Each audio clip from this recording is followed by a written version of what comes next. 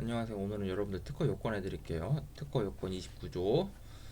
여기 보시면 29조가 여러분들이 이제 기다리던 거잖아요. 이게 여러분들이 관심 있는 거 보면 29조에서 제일 중요한 거 29조 1항, 2항, 3항인데 그 중에서 1항이 뭐예요? 산업상 이용 가능성. 산업상 이용할 수 있는 발명으로서 다음 각 어느 하나에 해당하는 것을 제외하고 그 발명에 대해서 특허를 받을 수 있다. 요거인데 여러분 한번 천천히 봐봅시다. 산업이 뭐예요? 이게 최강의를 의미하잖아. 최강의의 산업을. 이게 가장 넓은 의미의 산업을 의미하는데 여기서 쟁점이 뭐예요? 의료행위. 여러분들 의료행위. 의료행위는 여러분 산업상 이용 가능성이 있어요, 없어요? 없다. 그러면 여러분 봐봐요. 의료행위의 대표적인 게 뭐냐면요. 수술, 치료, 진단 하는 방법. 수치진이에요, 수치진. 근데 기장약은 이제 그 산업상 이용 가능성이 있어요. 의료기기, 장치, 의약품. 요거는 산업상 이용 가능성이 있어요. 근데 여러분들 또 조심해야 될 게 뭐예요? 인체로부터 채취한 것을 되돌려줘요. 요거 산업상 이용 가능성 없다. 인체로부터 채취한 것을 되돌려준다. 요거 산업상 이용 가능성 없다. 채취한 것을 분석 데이터 처리한다. 요거는 산업상 이용 가능성이 있다. 그죠? 그러니까 예를 들어서 손발톱을 깎아요. 그거를 데이터 분석해요. 요거는 산업상 이용 가능성 있어요. 근데 피를 뽑아요. 피를 뽑아가지고 다시 정지해가지고 다시 사람한테 넣어요. 요거는 인체로부터 채취한 것을 처리한 다음에 다시 넣어주는 거잖아요. 요거는 이제 산업상 이용 가능성이 없다. 이거 잘 알고 계시면 되는 거고, 그 다음에 여러분들 하나의 의료 행위도 산업상 이용 가능성 없어요. 그러면 복수의 의료 행위는 당연히 산업상 이용 가능성이 없는 거예요. 보시면 청구항의 의료 행위를 적어도 하나의 단계 또는 불가분의 구성 요소로 포함. 그러니까 이게 방법 발명이 이렇게 있으면 1단계, 2단계, 3단계가 있을 거 아니에요. 복수의 의료 행위를 포함하고 있으면 산업상 이용 가능성이 없다. 왜냐면 하나도 산업상 이용 가능성 없는데 복수계면 당연히 없다. 그죠? 이건 뭐 당연한 거니까. 복수의 효과, 이게 이제 문제인데, 하나의 행위에 치료 효과가 있고 미용 효과가 있어요. 하나의 행위에 치료 효과랑 비치료 효과랑 동시에 있어요. 그럼 여러분들 요거 그 산업상 이용 가능성이 있어요, 없어요?에 대해서 여기서 보시면 치료 효과랑 미용 효과랑 동시에 가지는 경우에 치료 효과랑 비치료 효과랑 구별 분리 못 해가지고 치료 효과로 간주해가지고 산업상 이용 가능성이 없다 판례가 요 판례. 그죠? 근데 치료 효과랑 미용 효과랑 동시에 있었는데 이 치료 효과가 부수적인 거에 불과했어요. 예, 부수적인 거에 불과했어요. 그 미용 효과가 컸고 치료 효과가 부수적이었어요. 그래가지고 산업상 이용 가능성이 있다고 본 판례가 요 판례예요. 그럼 여기 판례에서는 치료 효과랑 미용 효과랑 구별 분리 못하는지를 기준으로 하는 거고, 여기 판례에서는 치료 효과가 부수적인 건지를 기준으로 하는 거잖아요. 그러니까 여러분들이 요 판례 두 개는 일단 알고 계시고, 그럼 여러분들 이제 따져봅시다. 구별 분리가 된다 케이스가 있고 안 된다 케이스가 있고, 이 치료 효과랑 미용 효과가 있을 때 이 치료 효과 있잖아요. 이 치료 효과가 이게 잠깐만요. 여기 부수적인 효과다, 주된 효과다, 이 두 가지 케이스가 있을 거 아니에요. 그죠? 지금 여기 앞에 판례에서는 구별 분리 못하니까 치료 효과로 간주해가지고 산업상 이용 가능성이 없다 판례가 여기 거고, 그죠? 그 다음에 이 치료 효과가 부수적인 효과니까 산업상 이용 가능성이 있다 판례가 여기 판례인 거예요. 아시겠죠? 그러니까 여러분들 치료 효과랑 비, 비치료 효과인 미용 효과가 있잖아요. 이거 엔드 조건으로 판단하면 되는 거예요. 그러니까 부수적인 효과이고 치료 효과가 부수적인 효과이고 치료 효과랑 미용 효과랑 구별 분리가 가능하잖아요. 엔드 조건으로 여기에 해당하잖아요. 그러면 산업상 이용 가능성이 있는 거고요.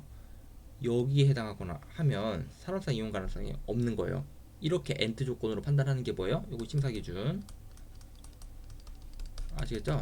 이게 판례는 판례대로 알고 계시고, 여러분들이 2차 풀 때는 그게를 이거를 이제 산업상 이용 가능성이 있다 쪽으로 갈 건지 없다 쪽으로 갈 건지 이게 답안지에 써야 될 거 아니에요.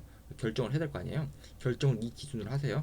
부수적인 효과에 불과하고 치료 효과가 부수적인 효과에 불과하고 치료 효과랑 미용 효과랑 구별 분리가 가능하다.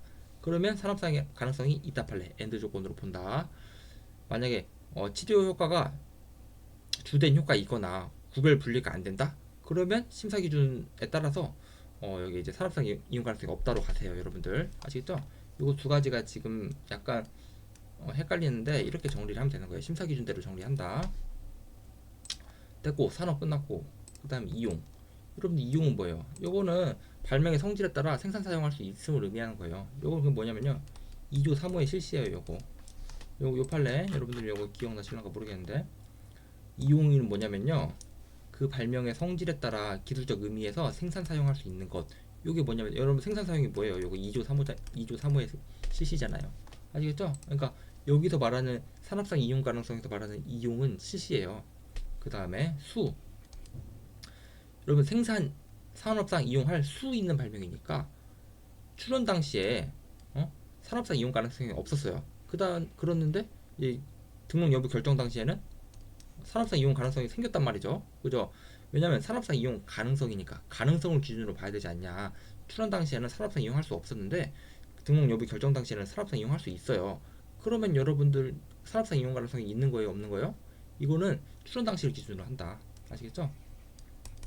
출원 당시를 기준으로 하는 거예요. 산업상 이용 가능성은 출원 당시를 기준으로 하는 거예요. 그러니까 출원 당시에 산업상 이용할 수 없으면 산업상 이용 가능성이 없는 거예요. 요거는 그죠? 요거 판례. 그다음에 발명. 여러분들 발명은 뭐예요? 자기 창고잖아요. 자연 법칙을 이용한 기술적 사상으로서 창작이고 고도한 거. 기술적 사상의 창작으로서 고도한 거. 자연 법칙을 이용한 거 뭐예요? 여러분들 이제 이 대한민국에서 자연 법칙 이용한 게 뭐냐고 물어보면 대답할 수 있는 사람은 아무도 없어요. 아시겠죠? 아무도 없으니까 자연 법칙 이용한 걸 정의하기 위해서는 자연 법칙 이용하지 않은 것을 이해해서 그거에 여집합으로 자연 법칙 이용한 것을 파악해야 된단 말이에요. 아시겠죠? 이렇게 교수님이 말하고 계세요. 보시면 그렇게 이제 윤 교수님이 말하고 계세요. 자연 법칙 이용하지 않은 게 뭐예요? 아급에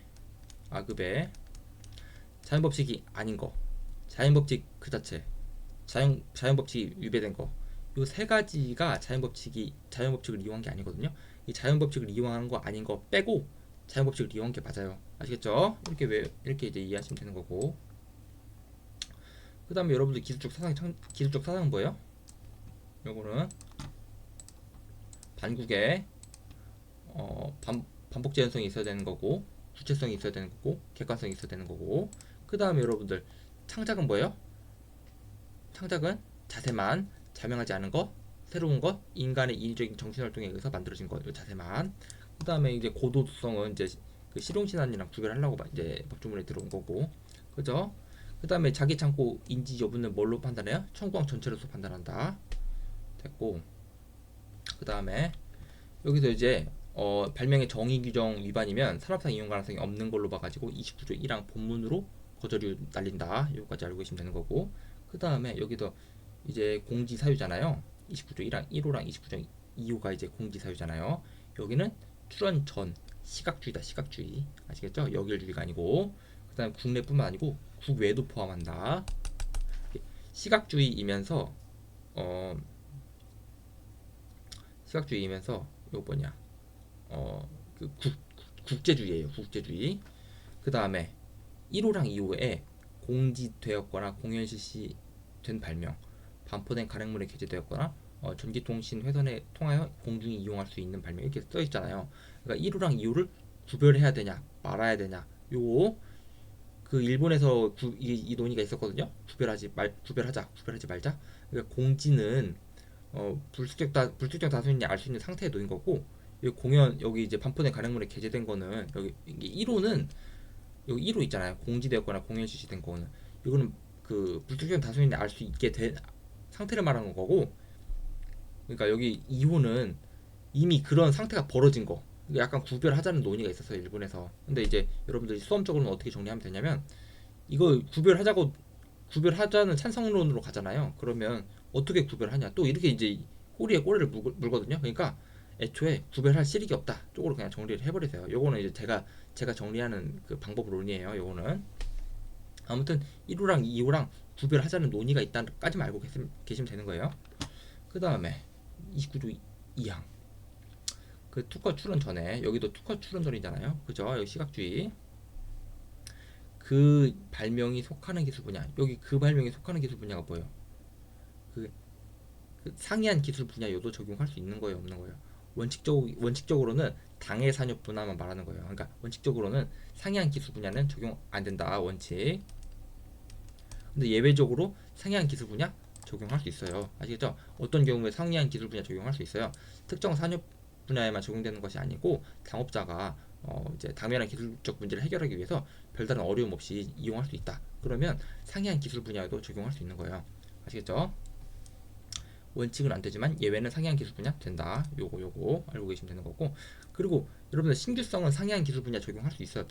이거는 원칙이 가능하다. 신규성은 상해안 기술 분야 원칙이 가능하고 그 진보성은 예외가 가능한 거고. 그죠? 그 다음에 통상의 지식을 가진 사람, 이 사람에 대해 가지고 여러분들이 이제 알아야 될 게 뭐냐면 첫 번째 42조 사망 1호와의 관계, 그 다음에 균등론과의 관계가 있어요. 42조 보시면 42조 사망 1호 그 발명에 속하는 기술 분야에서 통상의 지식을 가진 사람 여기 써 있잖아요. 그 발명을 쉽게 실시할 수 있도록 명확하고 상세하게 기재할 거야. 여기 이 통상의 42조 사망 1호에서 통상의 지식을 가진 사람이랑 29조 2항에서 통상의 지식을 가진 사람이랑 어떻게 되냐 관계가 29조 2항에서 통상의 지식을 가진 사람의 기술적 난이도가 더 높아요. 아시겠죠? 그리고 균등론에서의 변경 용이성 있잖아요. 그 변경 용이성 판단할 때랑 여기 이제 29조 2항에서 통상의 지식을 가진 사람이랑 어떤 사람이 더 수준이 높냐. 여기 이제 진보성이 더 수준이 높아요. 아시겠죠? 그리고 29조 1항, 2항 끝났고 그 다음에 29조 3항. 요거는 이제 확대된 선출원주의잖아요. 보시면 여기 다른 출원이 있고 여기 그 출원이 있어요. 지금 다른 출원서에 최초로 첨부된 명세서 도면 기준으로 하는 거예요. 그러니까 보정에 의해 가지고 그 최초로 첨부된 명세 도면이 보정에 의해 가지고 조금 수정이 됐잖아요. 그럼에도 불구하고 최초로 첨부된 명세 도면을 기준으로 하는 거예요, 여러분들. 보정된 명세서 도면을 기준으로 하는 게 아니고. 그러니까 여기 다른 출원 있고 그 출원 있잖아요. 그 출원 일전 다른 출원 있고 그 출원 후 이 다른 출원이 공개되어야 우리가 확대된 선점주의가 적용이 되는 거잖아요. 그죠? 다른 출원, 그 출원 이렇게 관계를 알고 계시면 되는 거고. 그 다음에 다른 출원에 최초로 첨부된 명세서 도면을 기준으로 한다는 거 이거 알고 계시면 되는 거고. 그 다음에 여기서 보시면 그 다른 출원 일전 출원된 특허 출원 여기는 이제 역일주의. 그 다음에 그 출원 그 출원 후 그러니까 여기는 시각주의. 이거 알고 계시면 되는 거고. 그러니까 그 출원이 있고 다른 출원인데 그 출원 일전 다른 출원에 최초로 첨부된 명세서 도면에 그 출원과 동일한 내용이 있고 그게 그 출원 후 공개되거나 등록 공고된 거 있잖아요. 그러면 이제 확대된 선출원주의에 의해 가지고 등록 못 받는 거예요. 근데 예외가 존재하잖아요. 예외 첫 번째가 뭐냐면 발명자가 같거나 출원인이 같은 경우인데 이 발명자가 같은 경우 예를 들어서 공동 발명했어요. 그러면 그 공동 발명자가 모두가 같아야 돼요. 요거 심사 기준. 그 다음에 출원인이 같은 경우는 뭐냐면 요거는 언제를 기준으로 하는 거예요? 출원시를 기준으로 하는 거예요. 요거 출원인 같은 거는 됐죠? 그 다음에 29조 3항 끝났고 동일. 여러분들 동일 어떻게 판단하는 거예요? 동일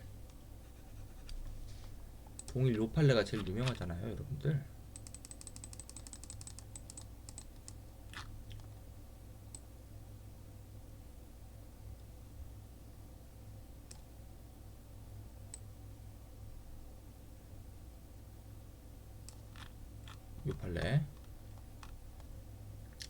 요팔레 기술적 구성의 차이가 있더라도 그 차이가 과제를 해결하기 위한 구체적 수단의 주지관의 기술부가 요거 팔레 요런 맨날 나오는 거잖아요. 변경이 지나지 아니하여 새로운 효과가 발생하지 않은 정도의 미세한 차이 정도로 불과하다면 두 발명이 실질적으로 동일하다 할 것이다. 이러한 차이를 정도로 벗어난다면 요거 이게 여러분들이 좀 설명을 해드릴게요. 이거 이해하는 사람 별로 없으니까. 일단은 여러분들 봐봐요. 어떤 A라는 발명이랑 B라는 발명이 있어요. 여기가 구성의 차이가 없다. 만약에 구성의 차이가 없다. 그럼 협의의 동일성으로 가는 거예요. 무조건 동일한 거예요. 구성이 완전 똑같다. 그러면 근데 구성의 차이가 없을 수가 없잖아요. 구성의 차이가 있다. 구성의 차이가 있는데 여기서 새로운 효과가 없어요. 새로운 효과가 없으면 구성의 차이에도 불구하고 새로운 효과가 없잖아요. 그러면 실질적 동일성으로 가는 거예요. 그죠? 근데 새로운 효과가 있어요. 새로운 효과가 있는데 이 새로운 효과가 통상기술자에게 쉽게 발명할 수 있는지 여부는 요거는 진보성 영역이에요. 아시겠죠? 그러니까 여러분들 헷갈리지 말아야 되는 게 뭐냐면 여기가 맨날 시험 문제 나오는 거예요. 여기가 시험 문제 나오는 거예요. 그러니까 구성의 차이가 있고 새로운 효과가 없어가지고 새로운 효과가 없는 경우 있잖아요. 이 경우랑 구성의 차이가 있어요. 근데 새로운 효과가 있어요. 새로운 효과가 있는데 그 새로운 효과가 있음에도 불구하고 통상의 숫자가 쉽게 발명할 수 있어요. 아시겠죠? 그러니까 새로운 효과가 있으면 그것을 통상의 숫자가 쉽게 발명할 수 있더라도 진보성 영역인 거지 동일성 영역이 아니에요. 그러니까 새로운 효과가 있기만 하면 요거는 동일한 게 아니에요. 아시겠죠? 새로운 효과가 있기만 하면 통상의 숫자가 쉽게 발명할 수 있다고 하더라도 동일한 게 아니에요. 요게 시험 문제 맨날 나오는 거예요. 여기가 헷갈린다. 여기가 이 판례에서도 뭐라고 하냐면 일단 여기 구성의 차이가 있잖아요. 지금 구성의 차이가 있다. 그 차이가 새로운 효과를 발생하지 않는 경우에는 두 발명이 실질적으로 동일하다. 보시면 구성의 차이가 있잖아요. 지금 여기 보시면 구성의 차이가 있다. 근데 구성의 차이가 있는데 새로운 효과가 없다. 새로운 효과가 없으면 실질적으로 동일하다. 그죠? 구성의 차이가 있다. 근데 새로운 효과가 발생하지 않는다. 실질적으로 동일하다. 그죠? 근데 여기 구별해야 될 게 뭐냐면 위와 같은 기술적 구성의 차이가 위와 같은 정도로 벗어나. 위와 같은 정도로 벗어나는 게 뭐예요? 이게 새로운 효과가 있다. 아시겠죠? 새로운 효과가 있다. 근데 새로운 효과가 있는데 그 효과가 통상의 지식을 가진 사람이 쉽게 도출할 수 있다. 아시겠죠? 동일하다고 할 수 없다. 봐봐요. 새로운 효과가 있다. 새로운 효과가 있는데 통상의 자가 그 쉽게 발명할 수 있다. 그러면 동일하다고 볼 수 없다. 왜냐면 진보성 영역이니까. 아시겠죠? 그러니까 요걸 선언주의여가지고 제가 동그라미 쳐놓은 거거든요. 근데 선언주의의 동일성이랑 확대된 선언주의의 동일성이랑 약간 다르니까 여러분들 요거 무시하세요. 아시겠죠? 여기 여러분들 확대된 선언주의 요거만 봐요. 확대된 선언주의. 그죠? 지금 보시면 요거는 지금 선출원주의에서 동일성 말하는 거니까 확대된 선출원주의에서 동일성은 요거예요. 확대된 선출원주의 동일성은 새로운 효과가 있으면 통상의 숫자가 쉽게 발명할 수 있다고 하더라도 요건 진보성 영역이다. 진보성 영역. 아시겠죠? 확대된 선출원주의에서 동일하지 않다. 아시겠죠? 여러분들 신규성이랑 확대된 선출원주의랑 동일성이 똑같은 거고요. 선출원주의 동일성이랑 진보성이랑 똑같은 거예요. 통설 판례가 이래요. 됐죠? 끝났고 그 다음에 이거 끝났죠? 29조 1항 2항 3항 끝났고 그 다음 4항 뭐냐면 요거는 다 똑같은데 그거잖아요. 실용신안이랑 특허랑 선출원주의 적용되고요. 확대된 선출원주의 적용돼요. 여기 앞에 있는 게 지금 실용신안. 지금 다른 출원이 지금 실용신안, 그 출원이 지금 특허일 때 이 실용신안에 의해 가지고 확대된 선출원주의 적용된다는 게 요거잖아요. 지금 그 다음에 요거는 뭐냐면 PCT. 앞에 PCT. 그 다음에 뒤에 있는 게 그냥 국내 출원이에요. 그러면 PCT 여러분들 PCT에서 우리 발명의 이제 국내 출원이랑 PCT랑 있잖아요. 국내 발명의 출원서가 있고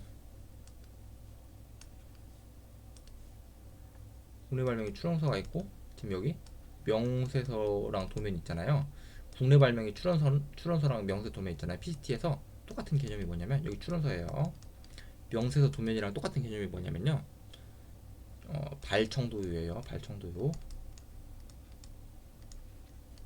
근데 PCT에서는 명세서라는 용어를 안 써요. 명세서를 용어를 안 쓰는 대신 발명의 설명, 청구 범위, 도면, 요약서 이런 용어를 쓴단 말이에요. 그러니까 발명의 설명, 청구 범위, 도면, 요약서를 묶어가지고 명세서라는 용어를 안 써요. 그러니까 이렇게 이제 불편하게 쓰는 거예요. 됐죠? 그러니까 보시면 출원서는 그대로 출원서예요. 근데 명세서 도면은 발청도유라고 그 PCT 출원에서는 그렇게 불러야 돼요. 명세서라는 용어를 안 쓰니까. 국제 PCT 출원할 때는. 됐죠? 보시면 출원서에 최초로 첨부된 명세서 도면을 뭐라고 이제 뭐랑 똑같아요? PCT에서 발청도 요거 발청도 명세서라는 용어를 안 쓰니까 발명의 설명, 청구 범위, 도면이라는 용어를 쓰는 거예요. 아시겠죠? 됐죠? 그 다음에 여기서 이제 얘가 이 PCT 출원이 국내 출원 후 공개되면 이제 국내 출원이 확대 선출원주의에 의해 가지고 이제 등록 못 받는 거잖아요. 여기서 국내 출원 공개뿐만 아니고 PCT에 의한 국제 공개도 포함하는 거예요. 여러분들 이게 국내에서 출원 공개하는 거는 요거 지식재단 처가 그 공무원들이 하는 거거든요. 한국 사람이 하는 거예요. 근데 요거 국제 공개하는 거 있잖아요. 요거는 이제 그 이거 약간 문서가 좀 달라요. 와이포라고 써 있는 문서가 있거든요. 아시겠죠? 요거는 이제 와이포에서 하는 거예요. 그러니까 요 문서가 여러분들 좀 달라요. 요게 형식이 좀 달라요. 이 국내 공개랑 국제 공개랑 다른 거예요, 여러분들. 그고 여기는 뭐예요? 이 PCT가 있고 국제 PCT 출원이 있고 그 다음에 국내 출원 있잖아요. PCT가 실훈신한인 경우 이 경우도 확대한 선출주의 적용된다는 조문. 그리고 요건 뭐예요? 만약에 앞에 PCT가 있잖아요. 그리고 이제 국내 출원 있잖아요. 근데 PCT가 여러분들 번역문 안 내면 이제 취약안주 되잖아요. 번역문 안 내서 취약안주 되면 이거 확대된 선출주의도 적용 안 하겠다는 거예요. 아시겠죠? 보시면 번역문을 안 내서 취약안주 되는 경우에는 이 PCT 출원 다른 특허 출원으로 봐서 확대된 선출주의 적용 안 하겠다. 그러니까 왜냐하면 여러분들 번역문 안 내잖아요. PC 출원에서 번역문 안 내면 그거 그 뭐냐 공개 안 되는 거예요. 국내 공개 안 돼요. 국내 출원 공개 안 돼요. 국내 출원 공개 안 되니까 어차피 여러분들 이게 64조에 따라서 공개가 안 돼요. 어차피 아시겠죠? 봐요. 보시면 이게 공개되는 문서가 특허 출원서에 최초 첨부된 명세서 도면이 이제 공개가 되는 거거든요. 64조에 따라서 이게 이제 공개가 되는 거예요. 근데 외국 특허 출원인 경우에는 보정한 것으로 보는 명세서 도면, 그러니까 한국어가 결국에는 출원 공개가 되거든요. 64조에 따라서. 근데 만약에 번역문 안 내요. 번역문 안 내면 어차피 이제 한국어가 없는데 어떻게 한국 사람이 출원 공개를 하는 거예요. 한국어가 있어야 한국 사람이 한국 직장 처에서 이제 공개를 하는 거죠. 그죠? 어차피 번역문 안 되면 취약한주 되고 취하된 출원은 공개를 안 하거든요. 아시겠죠? 그렇기도 하고 보시면 29조 7항에 따라서 번역문 안 내서 얘가 취하된다. 취하되면 확대된 선출주의에서 아니 어차피 국내 공개도 안 돼요. 어차피 취하 간주되면 요거 이제 확대된 선출원주의에서 다른 출원으로 보지 않는다까지 알고 계시면 되는 거예요. 됐죠? 이제 싹 정리했었죠? 29조.